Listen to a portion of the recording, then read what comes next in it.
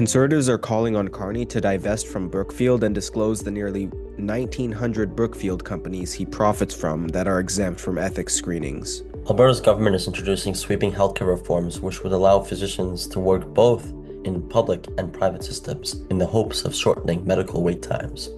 A feature on X revealed a prominent environmental activist account protesting Vancouver Island actually has US origins. Hello Canada, it's Wednesday, November 26th, and this is the True North Daily Brief. I'm Isaac Lamoureux. And I'm Walid Tamtam. We've got you covered with all the news you need to know. Let's discuss the top stories of the day and the True North exclusives you won't hear anywhere else.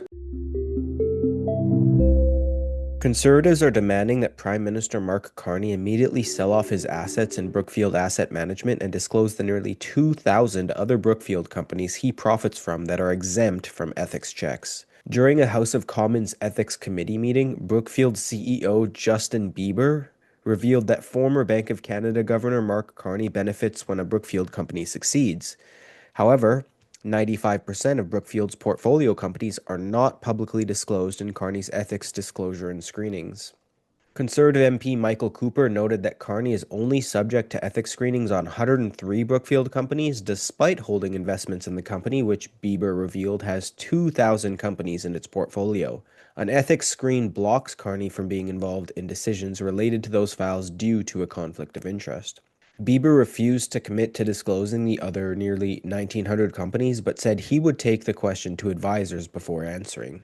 When asked to reveal which 20 companies are part of the holdings of the Brookfield Transition Fund, which were noted under Carney's ethics disclosure statement, Bieber suggested Conservatives should first ask the ethics commissioner, who would have seen what was in Carney's file. When questioned by Conservative MP Michael Barrett, Bieber revealed that anyone holding stock options in Brookfield, such as Carney, benefits when Brookfield's companies succeed. Conservatives noted that any Brookfield company, therefore, presents a conflict of interest as the Prime Minister benefits from their success. So, Walid, has there ever been a Prime Minister with more conflicts of interest than Mark Carney? Well, Isaac, I think it's a very tough debate to have, and you have to look no further than his predecessor, Justin Trudeau, who had the conflict of interest with the wheat charity, as we remember famously during COVID, when he tapped on to the charity or the NGOs group to run the Canadian Student Jobs Program, normally run by the government of Canada itself, but gave them a $1 billion contract to handle that while that group had year after year paid expenses and reimbursed financially his family members, direct dependents and spouse, for speaking events and other things of that nature. So, but to look at in terms of the benefit of interest, I would probably lean towards Mark Carney himself. Because as we know, while Trudeau may have his conflicts, I think Carney has some of the greatest in terms of quantifiable business interests. I mean, forget the profit potential here. Think about the public affairs side of things. During the election campaign, in the build-up to the April 28th election, he spoke during the French language debate and promoted a electric company that Brookfield owned as a company that can perhaps deliver some nuclear energy solutions. And he's also promoted pump companies and other companies that have his environmental housing infrastructure solutions, and he's mentioned companies by name, or companies that are perhaps in line for government contracts even before awarding anything. So in terms of the reputation and the potential reception of public tax dollars, Carney has given a lot to Brookfield and its assets already as is. That was even before the election. Taking it to present day as well, the fact of the matter is, as Michael Cooper himself pointed out in this story, I mean, 95% of Mark Carney's Brookfield portfolio has not been disclosed by him. And not only that, but you have to remember that the Privy Council just last week, the head of the Privy Council, Michael Sabia, himself has sold his ties to Brookfield, essentially his financial assets with Brookfield, because he can see what most Canadians can see, which is the fact that there is a clear conflict of interest when you have this kind of sovereign wealth fund investing in all these industries while having some role to play in public policy. Now, he isn't necessarily a decision maker, and he's argued to save face for Mark Carney that his decision was not a legal one, but rather a matter of optics. Optics or not, Canadians are not stupid. Mark Carney is invested. He knows what he is doing. And I think it will take some significant pressure, perhaps at the ballot box, for Canadians to actually award the right kind of reward to Mark Carney and Brookfield, which is a very critical response to the ballot box. Because frankly, like I said before, this is a clear conflict of interest on the Brookfield ties he has with these companies. And of course, if the Privy Council is divesting, so should the Prime Minister, because the Prime Minister has many more decisions and influences to leverage than anyone else in the government of Canada. Alberta's government is introducing sweeping healthcare reforms that would allow physicians to work in both the public and private systems for the first time under provincial legislation, aiming to expand patient choice and reduce long surgical delays. Premier Daniel Smith said in the post to X that long delays have left many families waiting in chronic pain. She said, quote, "Waiting for needed surgery is a painful and often frustrating experience." Bill 11, the Health Statutes Amendment Act, creates a new category of, quote, "flexibly participating doctors," who may choose on a case-by-case basis whether to bill the provincial health plan or charge patients privately. Surgeons could continue their practice exclusively in the public system, exclusively in private settings, or move between both under the new rules.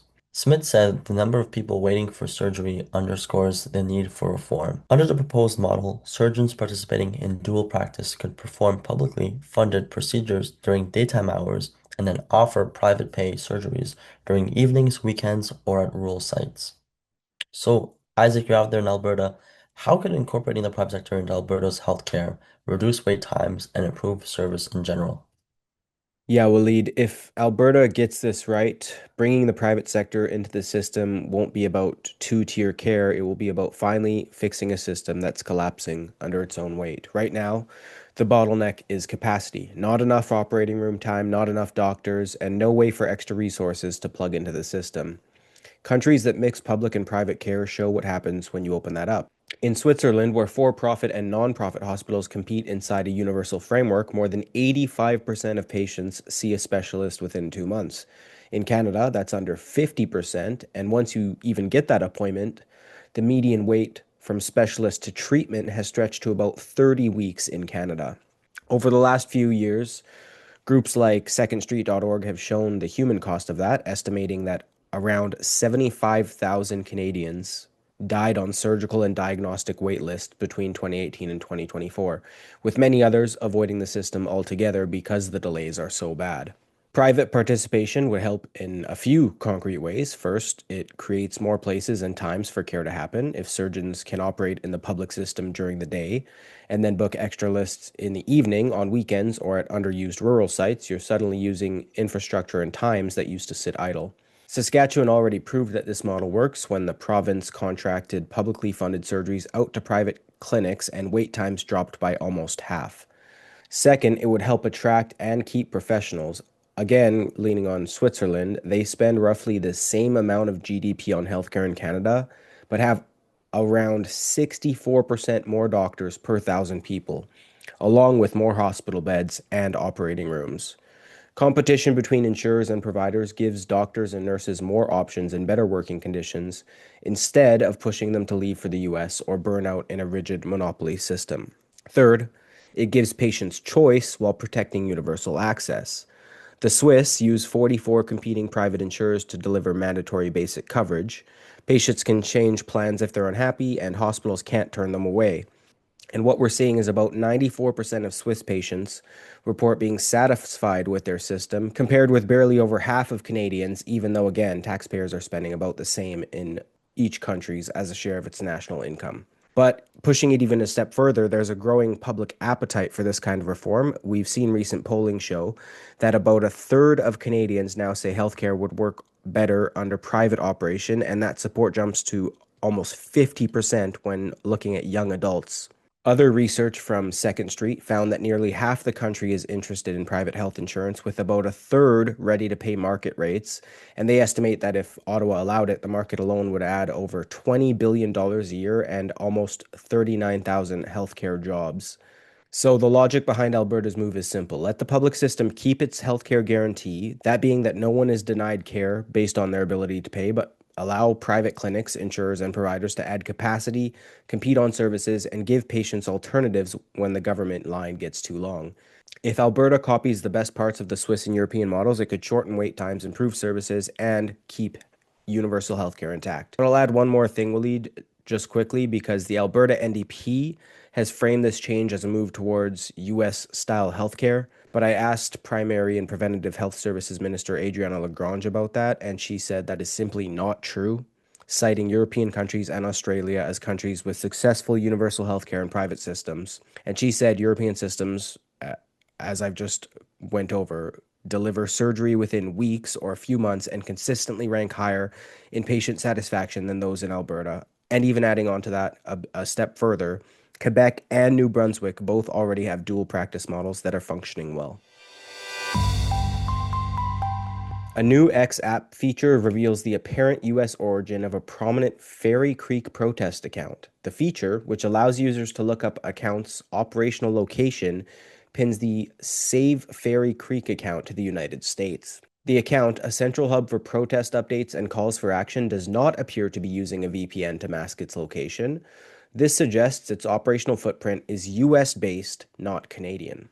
The Fairy Creek protests began in 2020 on southern Vancouver Island in a remote area with old growth yellow cedar and Douglas fir. A small blockade against logging road construction escalated into, quote, one of the largest acts of civil disobedience in Canadian history. Over months of standoffs, thousands of supporters joined encampments while RCMP units enforced a court injunction.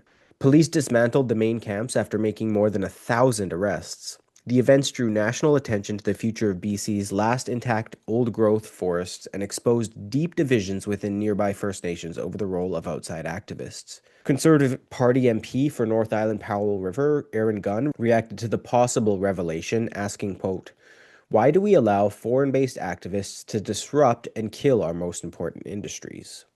So, Walid, what drove people to investigate this group, and has there been a history of accusations about foreign interference in leftist protests in Canada?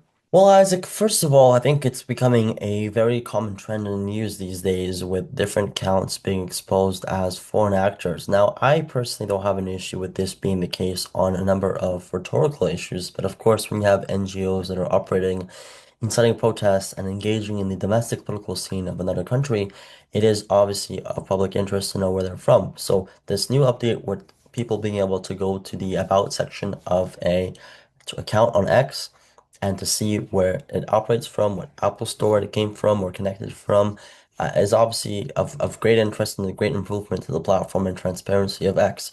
Now, in terms of the leftist sphere, is you have, of course, this Antifa environment that we've discussed on previous shows when, of course, Donald Trump designated Antifa as a domestic terrorist organization. Of course, we've always been concerned if there'll be spill-off onto designating Canadian cells the same way, especially given the reporting that has shown how far that these Antifa-affiliated people are into the government and institutions that we have here in Canada.